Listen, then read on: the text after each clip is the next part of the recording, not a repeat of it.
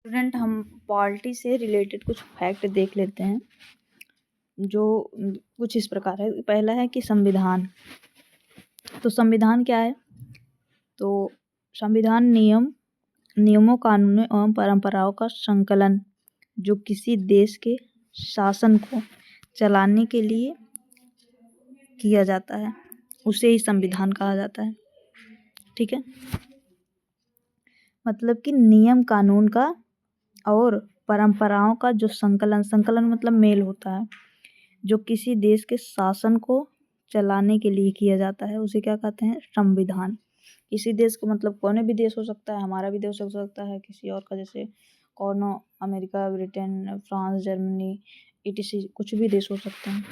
तो सबके लिए अपना अपना संविधान मतलब एक तो नियम कानून है। ठीक है, अगला है राजनीतिक विज्ञान क्या है?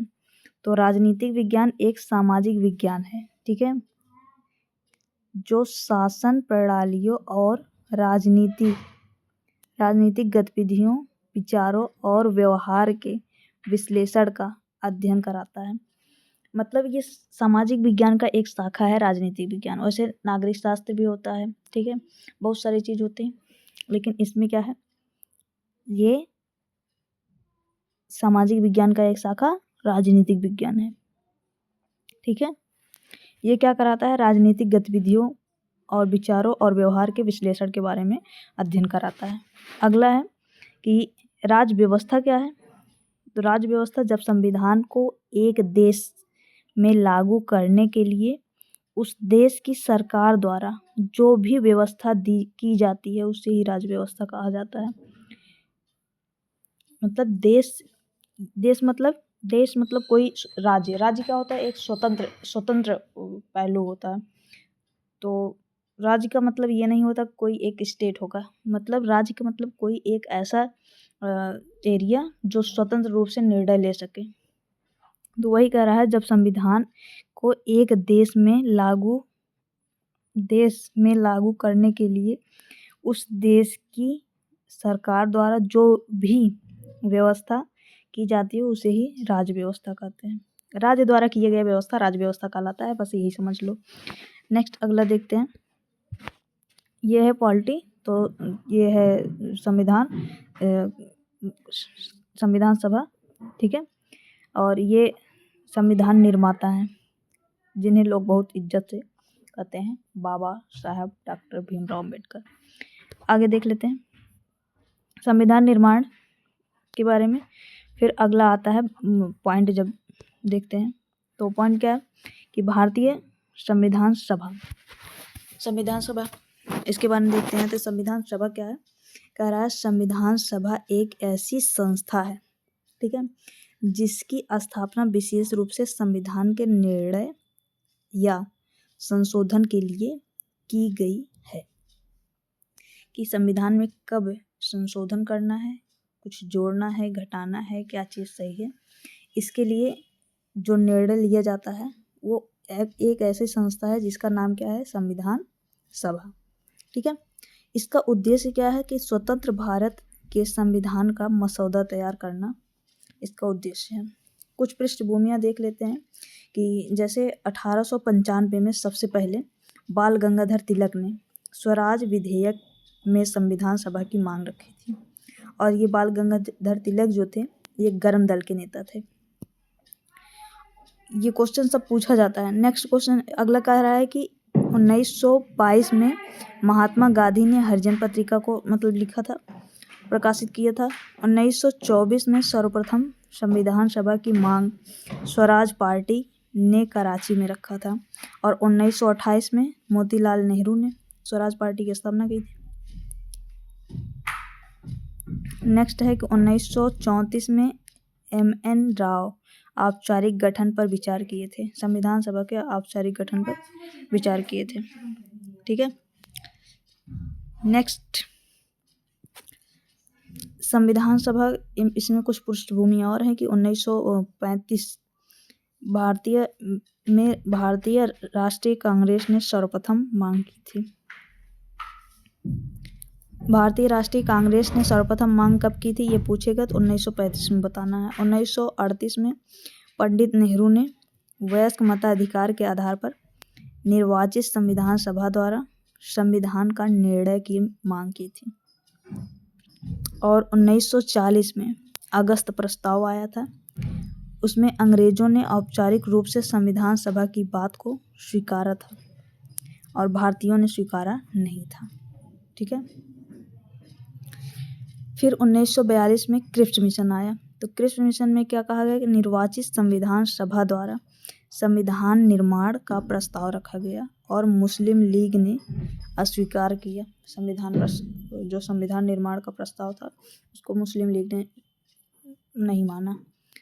इसके क्रिप्स मिशन के अध्यक्ष कौन थे? तो स्टेफर्ड क्रिप्स थे, इसीलिए इसका नाम क्रिप्स मिशन रखा गया था। और कब आया था? 1942 में। इसको जरूर याद रखना है। ये एकल सदस्य ही था। एकल सदस्य ही मतलब एक तरफ के ही सदस्य के लोग थे इसमें। अगला था 1946 में कैबिनेट मिशन के आधार पर संविधान सभा का गठन हो गया था। तो यूके के जो पीएम उस समय थे क्लेमेंट एटली थे। ठीक है, 1946 में। और लॉर्ड पैथिक लॉरेंस ये भारत के राज्य सचिव थे उस समय के। और एबी अलेक्जेंडर एडमिरल्टी ये नौसेना अधिकारी के प्रथम लॉर्ड थे, एबी अलेक्जेंडर। और सर स्टेफर्ड क्रिप्स ये क्या थे? व्यापार बोर्ड के अध्यक्ष थे। इन्हीं के आधार पर 1942 में क्रिप्स मिशन आया था। और 1946 में क्या हुआ था? कैबिनेट मिशन आया था। तो इसके उस समय यूके के पीएम कौन थे? मतलब ब्रिटेन के। तो ये क्लेमेंट एटली थे। अगला है लॉर्ड बेबल। ये कैबिनेट मिशन के सदस्य नहीं थे लेकिन इसमें शामिल थे। ये क्वेश्चन बन जाता है कि लॉर्ड बेबल कैबिनेट मिशन में शामिल थे, इसके सदस्य थे कि नहीं थे, ये वाला पूछ लेता है। तो शामिल तो थे लेकिन सदस्य नहीं थे कैबिनेट मिशन में, बेबल। अगला है संविधान सभा की रचना कैसे हुई थी? कुल सदस्य कितने थे संविधान सभा में? तो 389 सदस्य थे, 89। ब्रिटिश भारत से 296 लोग थे और देसी रियासत से और कितने लोग थे? 93। ठीक है। इसमें ब्रिटिश भारत में जो 296 लोग थे इसमें भी 2 पार्ट हुआ था, जिसमें ब्रिटिश प्रांत था। ब्रिटिश प्रांत में ही 296 लोग थे। और चीफ कमिश्नरी जो पार्ट था उसमें 4 चीफ कमिश्नरी पार्ट जो था 4, उसमें 4 लोग थे। और ब्रिटिश प्रांत में उसके बाद चुनाव आएगा, तो चुनाव में 296 लोग मतलब 296 सीट थी और कांग्रेस ने 208 सीट पाई थी और मुस्लिम लोग ने 73 सीट पाई थी और अन्य पार्टी थी उसमें 15 सीट पाई थी। उसके बाद मुस्लिम लीग अलग हो गया था, अलग संविधान सभा की मांग किया था, जिसमें ब्रिटिश भारत से 200 कितने लोग गए थे? 29 लोग और देसी रियासत से 70 लोग गए थे। ठीक है। प्रति लाख जनसंख्या में एक प्रतिनिधि होता है, ऐसा बोला गया था, जिसे क्या कहा जाता था? सांसद कहा जाता था। संसद में बैठने वाले लोगों को सांसद कहा जाता है। ठीक है। और संसद एक तरह का समझ लो घर है। अगला है निर्वाचन सीट का बंटवारा कैसे होता? तो मुस्लिम एक अलग थे, सिख अलग थे और सामान्य और साधारण लोग अलग थे। इस तरह से निर्वाचन सीट का बंटवारा हुआ था। अप्रत्यक्ष निर्वाचन कैसे होता? समानुपातिक प्रतिनिधित्व की एकल संक्रमणी मत से, इस प्रणाली से अप्रत्यक्ष निर्वाचन हुआ था। निर्वाचन मतलब चुनाव। ठीक है। इसमें वयस्क लोग मताधिकार किए थे, मतलब वयस्कों को मताधिकार था और देसी रियासतों ने संविधान सभा में भाग नहीं लिया था। संविधान सभा में अनुसूचित जनजाति 33 थी, महिलाएं 15 थी। ये पूछ लेता है कि संविधान सभा में कितनी महिलाएं थी? तो 15 थी। ठीक है।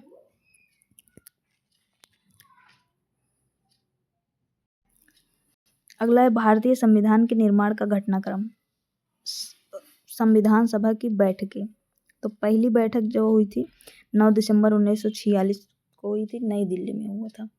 और इसके अस्थाई अध्यक्ष जो थे बने थे सच्चिदानंद सिन्हा थे। ठीक है, कब हुआ था? 9 दिसंबर 1946 में। मुस्लिम लीग ने बहिष्कार तथा पाकिस्तान के लिए अलग से संविधान सभा की मांग की थी उस टाइम, अस्थाई जब हुआ था। दूसरी बैठक हुई थी 11 दिसंबर 1946। इस समय अस्थाई अध्यक्ष के रूप में राजेंद्र प्रसाद थे और उपाध्यक्ष के रूप में एस.सी. मुखर्जी और वी.टी. केशरामचारी ने मतलब दोनों लोग उपाध्यक्षता के पद संभाला। अगला है और जो संवैधानिक सलाहकार थे वो बी.एन. राव थे। ठीक है, फिर तीसरी जो बैठक हुई थी इसमें ये 13 दिसंबर 1946 को हुई थी। दो दिन का गैप था। यहाँ 9 दिसंबर था, 11 दिसंबर, फिर तीसरी बैठक 13 दिसंबर को हुई थी। इसमें जवाहरलाल नेहरू उद्देश्य प्रस्ताव पेश किए थे जो बाद में संविधान सभा की जो संविधान का प्रस्तावना का आधार बनी थी, उद्देश्य प्रस्ताव। और 22 उद्देश्य प्रस्ताव का पेश किए थे तो 22 जनवरी 1947 को सर्वसम्मति से अपनाया गया था। ये जो उद्देश्य प्रस्ताव था पेश तो किए थे 13 दिसंबर 1946 को। नेक्स्ट आगे देख लेते हैं संविधान सभा की प्रमुख समितियां तथा उनके सदस्य। तो कुछ समिति मतलब थी और उसके सदस्य कौन कौन बने थे। जैसे संचालन समिति के सदस्य डॉक्टर राजेंद्र प्रसाद जी थे। उसी तरह संघीय संविधान समिति का जो सदस्य थे वो पी.टी. नेहरू थे। प्रांतीय संविधान समिति के सदस्य जो थे वो सरदार वल्लभ भाई पटेल थे। प्रांतीय मतलब कि वो प्रांत को इकट्ठा करने का काम कर रहे थे। और प्रारूप समिति के तो सब जानते हैं बी.आर. अम्बेडकर जी थे। और संघ शक्ति समिति के सदस्य पी.टी. नेहरू जी थे। और मौलिक अधिकारों तथा अल्पसंख्यक समिति के अध्यक्ष ये वल्लभ भाई पटेल ही थे। ये प्रांतीय भी थे और देखो मौलिक अधिकारों और अल्पसंख्यक समिति के भी थे। और राष्ट्रध्वज संबंधी तदर्थ समिति के अध्यक्ष राजेंद्र प्रसाद थे। देखो राष्ट्रपति ही मेन होता है तो राष्ट्रध्वज भी उस एक गौरव है, सर्वश्रेष्ठ होता है एक देश का।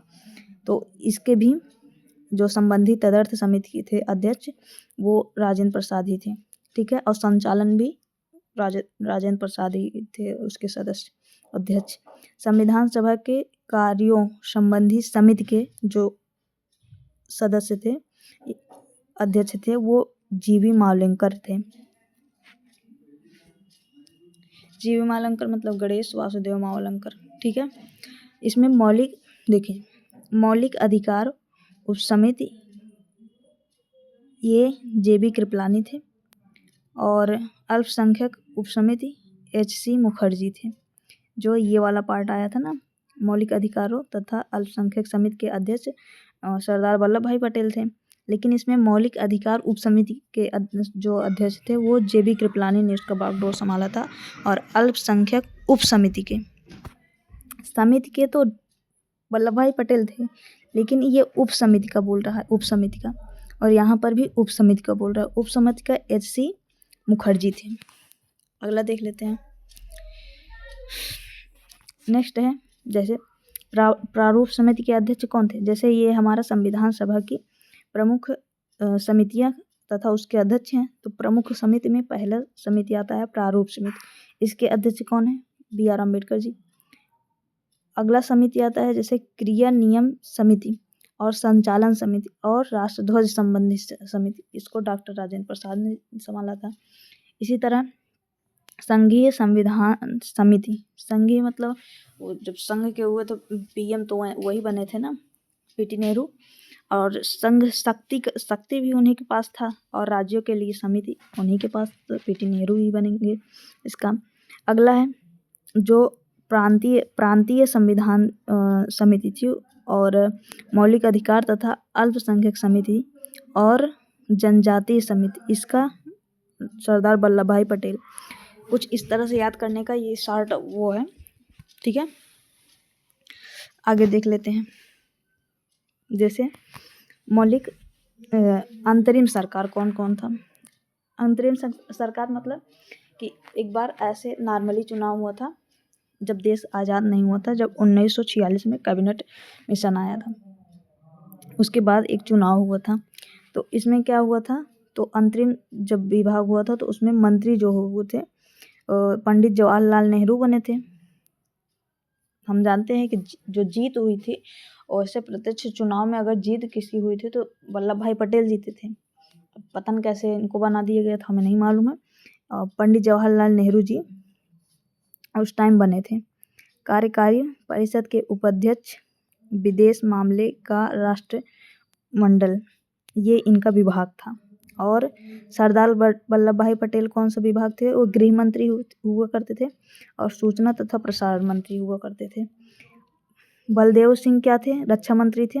और जान मथाई क्या थे, उद्योग और आपूर्ति मंत्री थे। सी राजगोपालाचारी उस समय शिक्षा मंत्री थे। और C.H. भाभा ये कार्य खान एवं बंदरगाह मंत्री थे। डॉक्टर राजेंद्र प्रसाद खाद्य एवं कृषि मंत्री हुए थे। आसफ अली रेलवे के मंत्री हुए थे, रेल मंत्री जिसे कहा जाता है। और जगजीवन राम ये श्रम मंत्री हुआ करते थे। लियाकत अली खान ये वित्त मंत्री हुआ करते थे। आई चुंदरीगर ये वाणिज्य मंत्री हुआ करते थे। और अब्दुल नस्तर ये संचार मंत्री हुआ करते थे। और जोगेंद्र नाथ मंडल ये विधि मंत्री हुआ करते थे। और अजांतर अली खान ये स्वास्थ्य मंत्री हुआ करते थे। तो ये अलग पार्ट में है ना, ये मंत्रिमंडल के शामिल मुस्लिम लीग के सदस्य हुआ करते थे, जो कि बाद में कहाँ गए थे, निकल गए थे यहाँ से। ये मुस्लिम लीग के सदस्य थे जब अंतरिम सरकार हुआ। तो बाद में मुस्लिम लीग ने मना कर दिया था, बोला कि मुझे अलग एक संविधान सभा चाहिए था। आगे देख लेते हैं, जैसे लॉर्ड माउंटबेटन की योजना, ये कब आया था, 3 जून 1947 को आया था। और उन अन्य नाम उसका क्या था, 3 जून योजना था। लॉर्ड माउंटबेटन की योजना का अन्य नाम 3 जून योजना था। और वायसराय उस समय लॉर्ड माउंटबेटन ही रहेगा। उद्देश्य क्या था, भारत को स्वतंत्रता प्रदान करना था। भारतीय संविधान अधिनियम 1947 जो जुलाई 1947 में हुआ था, उसमें क्या हुआ था कि इस अधिनियम द्वारा माउंटबेटन योजना को वैधानिक रूप दिया गया था। इससे क्या निकल कर आया था, संविधान सभा को संप्रभु निकाय बनाया जाएगा। और दूसरा क्या निकल के आया था, संविधान सभा का विधायिका के रूप में 2 कार्य, संविधान निर्माण और विधि निर्माण, ये 2 कार्य सौंपा जाएगा। अगला है 15 अगस्त 1947 को भारत और पाकिस्तान नाम के 2 अधिराज्य का निर्माण होगा, ये ऐसा बात कहा गया था। चौथा बात क्या था, प्रत्येक अधिराज्य में एक गवर्नर जनरल होगा जिसकी नियुक्ति इंग्लैंड का सम्राट करेगा। अगला है कि नए संविधान का निर्माण होने तक शासन भारत शासन अधिनियम 1935 के अनुसार चलेगा। मतलब कि जब तक तुम्हारा संविधान नहीं बना है तब तक क्या होगा, 1935 के भारत शासन अधिनियम द्वारा चलेगा। इसी को कहा जाता है कि संविधान को ब्लूप्रिंट कहा जाता है ना, ये आधा 80% तो भारत शासन अधिनियम से ही लिया गया उसको। और देशी रियासतें अपनी इच्छा अनुसार भारत या पाकिस्तान में शामिल हो सकते हैं। मतलब कि ये बात कहा गया है कि जिसको मन कहे वो पाकिस्तान में शामिल हो सकता है जो राज्य, और जिसका मन कहे वो भारत में शामिल हो सकता है। 2 देश तो बनेंगे, ठीक है। तो इसी में तो जो जम्मू कश्मीर था वो बोला कि हम जाएंगे पाकिस्तान में। इधर हैदराबाद के निज़ाम भी बोले हम जाएंगे पाकिस्तान में। अब कैसे जाएंगे, तो ये सब इसी ये बेटन जो योजना आया था उसी के अनुसार कहा गया था। जब देश विभाजन हो गया तो उसके बाद पाकिस्तान और जब इंडिया अलग हो गया तो 31 अक्टूबर 1947 को संविधान सभा का पुनर्गठन किया गया। तब उस समय कुल सीट कितनी थी? तो 299 ही लोग बचे थे, जिसमें ब्रिटिश भारत से 229 लोग थे और देसी रियासत से 70 लोग थे। ठीक है, आगे देख लेते हैं। जैसे BN राव द्वारा बनाए गए संविधान के प्रारूप पर विचार करने हेतु प्रारूप समिति का गठन हुआ था। तो प्रारूप समिति का गठन कब हुआ था? तो ये हुआ था 29 अगस्त 1947 को। उसके अध्यक्ष कौन थे? भीमराव अंबेडकर जी थे और भारतीय संविधान के पिता भी इन्हीं को कहा जाता है, आधुनिक मनु भी कहा जाता है, क्योंकि मनु जो था वो सबसे पहले संविधान का निर्माण किया था, या यूँ कहो नियम कानून बनाया था संसार के लिए। लेकिन इस टाइम का जो संविधान बना था तो ये भीमराव जी बनाए थे, इसीलिए इनको आधुनिक मनु कहा जाता है। भारतीय संविधान के प्रमुख शिल्पकार भी इन्हें कहा जाता है।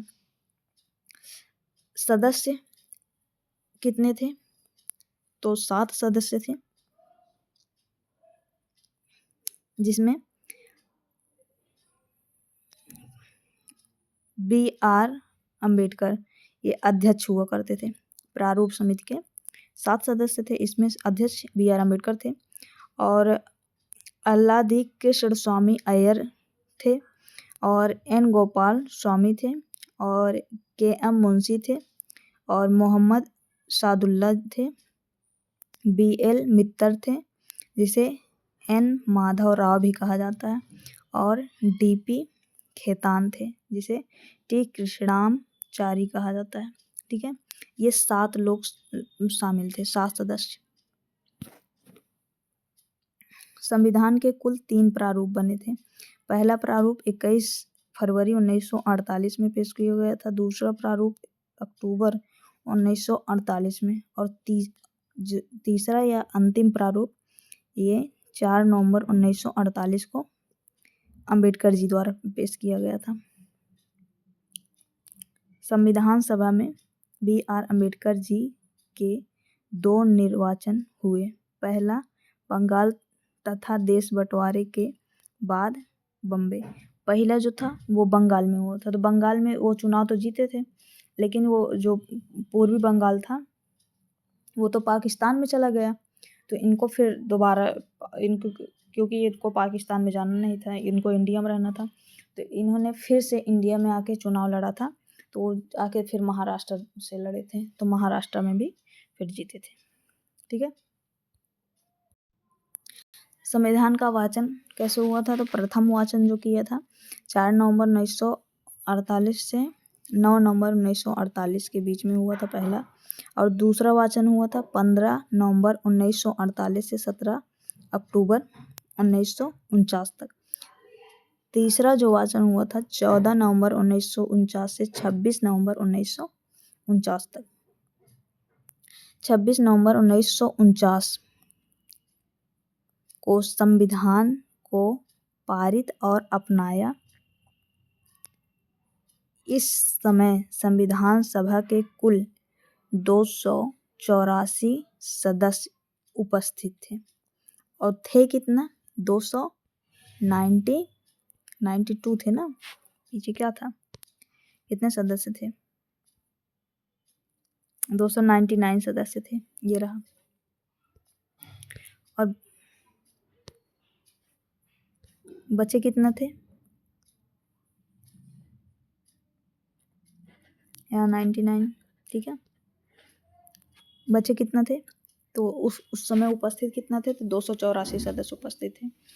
संविधान के नागरिकता, चुनाव और अंतरिम संसद, अस्थायी और संक्रमणकालीन कानून आदि से संबंधित कुछ प्रावधान 26 नवंबर 1949 को प्रभावी हुए।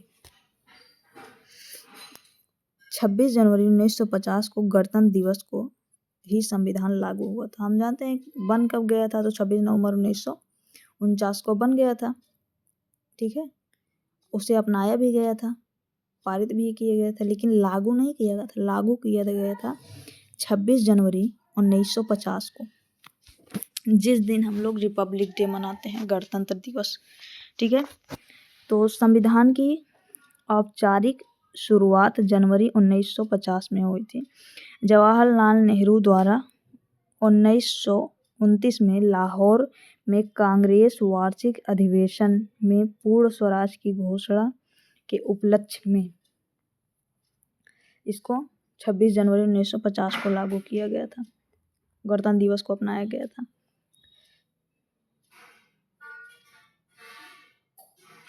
क्योंकि ये 26 जनवरी पूछा जाता है ना, 26 जनवरी किस लिए इम्पोर्टेंट था। जब बन गया था 26 नवंबर 1949 को, तो ये जनवरी में काहे खींच के ले गए हैं?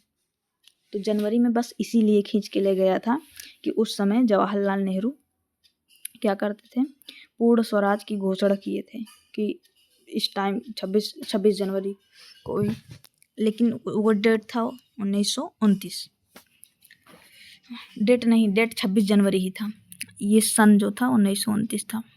अगला है 24 जनवरी 1950 में संविधान सभा की अंतिम बैठक हुई थी और डॉक्टर राजेंद्र प्रसाद को भारत का पहला राष्ट्रपति चुना गया था। राष्ट्रगान भी उसी टाइम और राष्ट्रगीत को भी अपनाया गया था। पूछ लेता है कि राष्ट्रगान और राष्ट्रगीत को किस डेट को अपनाया गया था, तो 24 जनवरी को। ऑप्शन में 26 जनवरी बहुत चाव से देता है, तो 26 जनवरी नहीं लगाना है। अगला कुछ देखते हैं, तो स्वतंत्र भारत की प्रथम कैबिनेट 1947 में।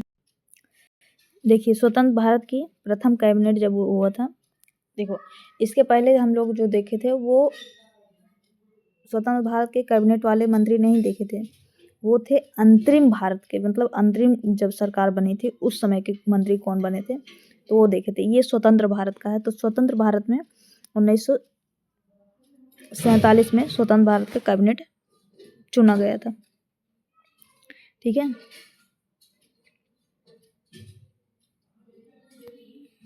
और इसमें पहला जो था, तो मंत्री और विभाग देख लेते हैं। तो जवाहरलाल नेहरू फिर से प्रधानमंत्री बने थे। ठीक है, और विदेश प्रधानमंत्री का पद तो लिए थे, इन्हें विदेश मंत्रालय भी संभाला था, और राष्ट्रमंडल और वैधानिक शोध इन सब का विभाग इनको मिला था। और सरदार वल्लभ भाई पटेल जो थे उप प्रधानमंत्री बने थे, जिन्हें गृह मंत्री तो बने ही थे। सूचना एवं प्रसारण मंत्री बने थे, और राज्यों के मामले में जो था वो उसके बारे में भी इन्होंने पद अपना वो संभाला था। अगला है मौलाना अब्दुल कलाम, ये शिक्षा मंत्री थे, और राजेंद्र प्रसाद जो थे वो खाद्य एवं कृषि मंत्री थे, और जॉन मथाई ये रेलवे तथा परिवहन मंत्री थे। अभी में परिवहन मंत्री कौन है? नितिन गडकरी। और सरदार बलदेव सिंह ये रक्षा मंत्री थे, नाम ही बलदेव है, बताओ रक्षा ही करेंगे ना, तो रक्षा मंत्री थे। जगजीवन राम जो थे ये श्रम एवं पुनर्वास मंत्री थे, और रफ़ी अहमद किदवई ये संचार मंत्री थे। सी राजगोपालाचारी सूचना एवं प्रसारण मंत्री बने थे। डॉक्टर BR अम्बेडकर जी कानून और विधि मंत्री बने थे। CH भाभा ये वाणिज्य मंत्री, वाणिज्य मतलब व्यापार होता है ना, और RK शेट्टी ये वित्त मंत्री थे, और राजकुमारी अमृता कौर जो थी वो स्वास्थ्य मंत्री थी, और BN गाडगिल ये कार्य खाद्य एवं ऊर्जा मंत्री थे। ठीक है, आगे देख लेते हैं कुछ महत्वपूर्ण जो पॉइंट होते हैं उसको देख लेते हैं, इम्पोर्टेंट पॉइंट। जैसे देशीय विभाग, रियासती विभाग, इसमें क्या था, रियासतों के एकीकरण हेतु 5 जुलाई रियासती विभाग कब बना था, 5 जुलाई 1947 को। अध्यक्ष कौन थे? पटेल जी थे, मतलब सरदार पटेल, और सचिव BP मेनन थे। संविधान निर्माण में कुल कितना समय लगा था ये पूछता है, तो 2 वर्ष 11 महीना 18 दिन।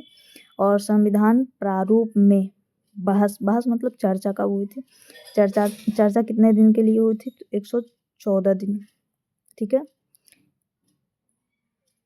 सबका सलाह मशविरा लेना ही उसमें कि क्या क्या चीज़ करना है क्या नहीं करना है, तो यही होता है। ठीक है, और व्यय मतलब खर्चा कितना आया था, तो 63,96,729 रुपया। और कितने कैसे बना था, तो 395 अनुच्छेद बने थे, 22 भाग बने थे, और उसमें 8 अनुसूचियाँ थी। अभी में अनुसूचियों की संख्या 4 बढ़ गई है, 12 अनुसूचियाँ हो गई हैं।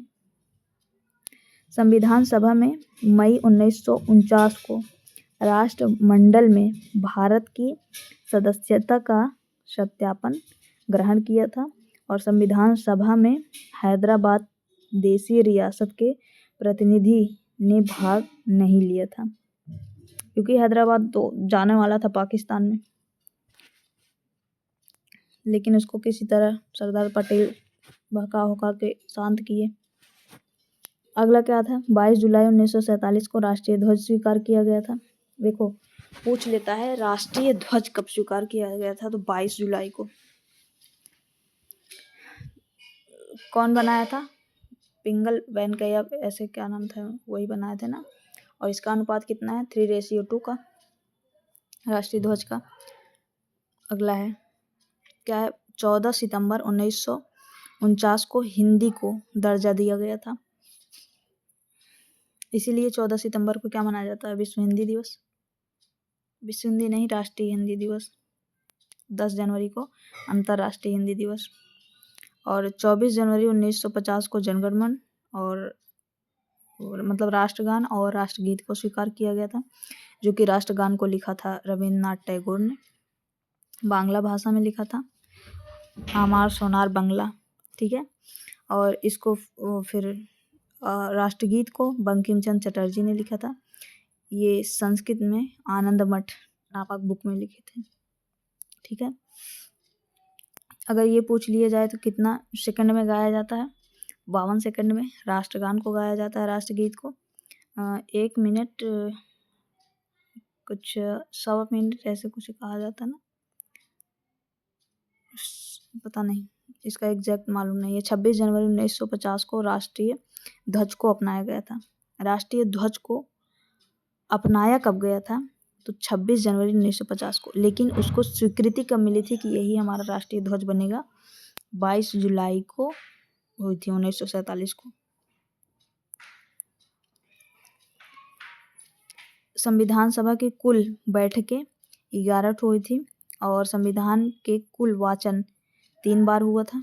ठीक है, वो तो आगे बता दिए हैं। संविधान मूल प्रति अंग्रेजी प्रेम बिहारी नारायण रायजादा ने इसका रिटर्न किया था। मूल प्रति मतलब कॉपी बनाए थे, और हिंदी संस्करण वसंत कृष्ण वैद्य ने किया था, इसके हिंदी में लिखा था संविधान को। और सौंदर्यीकरण कलाकार नंदलाल बोस और बेहर राम मनोहर सिन्हा द्वारा किया गया था। और विश्व का सबसे बड़ा लिखित संविधान जो है हमारा भारतीय संविधान है। और संविधान में सबसे पहले हस्ताक्षर किसने किया था, तो ये जो राष्ट्रपति होगा उसी को मान्यता मतलब सबसे बड़ा माना जाता है किसी देश के लिए, तो राष्ट्रपति डॉक्टर राजेंद्र प्रसाद बने थे, तो वही किए थे। अगला कुछ क्वेश्चन देख लेते हैं हम लोग। पहला क्वेश्चन है कि भारत की संविधान सभा किसके अनुसार गठित की गई थी, तो संविधान सभा कैबिनेट मिशन जो योजना आया था उसी के अनुसार गठित किया गया था। ठीक है, नेक्स्ट है सन 1936 में भारतीय राष्ट्रीय कांग्रेस द्वारा संविधान सभा के गठन की मांग कहाँ हुई,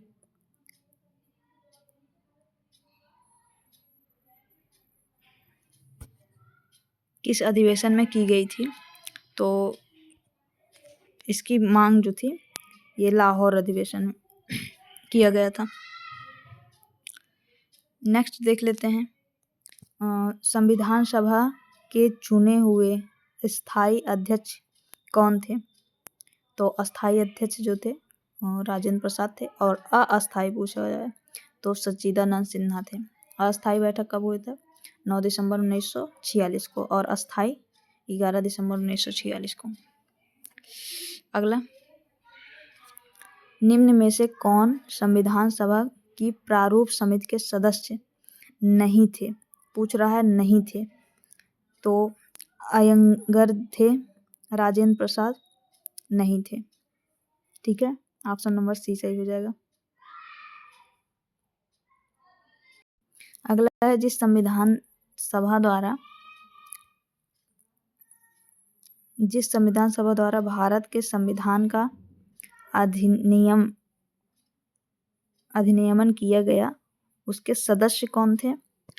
तो विभिन्न प्रांतों को जो विधानसभा द्वारा नामित किए थे, वही लोग उसके सदस्य बने थे। नेक्स्ट क्वेश्चन है कि विश्व का सबसे बड़ा लिखित संविधान किस देश का है? तो इसको तो हमें मालूम है, भारत देश का है। अगला चलते हैं,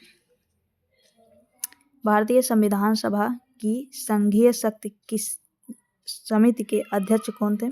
तो संघीय समिति के अध्यक्ष कौन थे बताओ? जवाहरलाल नेहरू ही तो बने थे पीएम। संघ मतलब हमारा पूरा देश, और उसके जो शक्ति किसको प्राप्त थे? तो नेहरू जी को। नेक्स्ट है, संविधान सभा में महिलाओं की संख्या 15 थी, ऑप्शन नंबर डी हो जाएगा। नेक्स्ट, संविधान को 26 जनवरी के दिन लागू करने का निर्णय इसलिए किया गया क्यों बताओ? क्यों किया गया था? ये कांग्रेस ने इसी तिथि को स्वतंत्रता दिवस के रूप में मनाया था। जो जवाहरलाल नेहरू थे, लाहौर में पूर्ण स्वराज की मांग किए थे ना, तो इसी दिन किए थे, इसीलिए 26 जनवरी को लागू हुआ था। अगला देख लेते हैं, संविधान सभा में सदस्यों की संख्या 389 थी, जिसमें कितने देशी रियासत थे? तो 93 देशी रियासत थे। बाद में कम हो गया था, तो 73 बचा था, जब मतलब पाकिस्तान का विभाजन हो गया था। नेक्स्ट देख लेते हैं, संविधान दिवस को मनाया जाता है, ये इसको कौन नहीं बता पाएगा बताओ? संविधान दिवस को 26 नवंबर को बना था, तो 26 नवंबर को मनाया जाएगा। अगला है, संविधान सभा के संदर्भ में निम्न में से कौन अंतरिम अस्थायी केंद्रीय संविधान सभा के उद्घाटन के समय अध्यक्ष थे? तो अस्थायी के समय जो थे वो सच्चिदानंद सिन्हा जी थे। संविधान सभा के विचार का औपचारिक रूप से प्रतिपादन किसके द्वारा किया गया था? तो औपचारिक रूप से जो प्रतिपादन एम.एन. राय ने किया था। प्रस्तावित मूल संविधान में कुल सदस्यों का विभाजन किस प्रकार होना निश्चित हुआ था? तो ये हुआ था ब्रिटिश प्रांतों के 292 प्रतिनिधियों के द्वारा, ये भी सही था, और देशी रियासत के 93 प्रतिनिधि, ये भी ठीक था, और मुख्य कमिश्नरी क्षेत्र के 4 प्रतिनिधि। ये तीनों से सही होता, मतलब तीनों सही होगा। अगला है, B.R. अम्बेडकर जी का संविधान सभा में निर्वाचन हुआ था, तो कहाँ से हुआ था?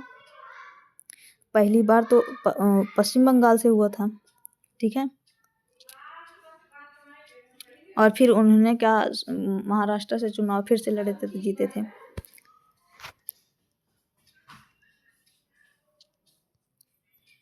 नेक्स्ट है, मुस्लिम लीग ने किस कारण संविधान सभा का बहिष्कार किया था?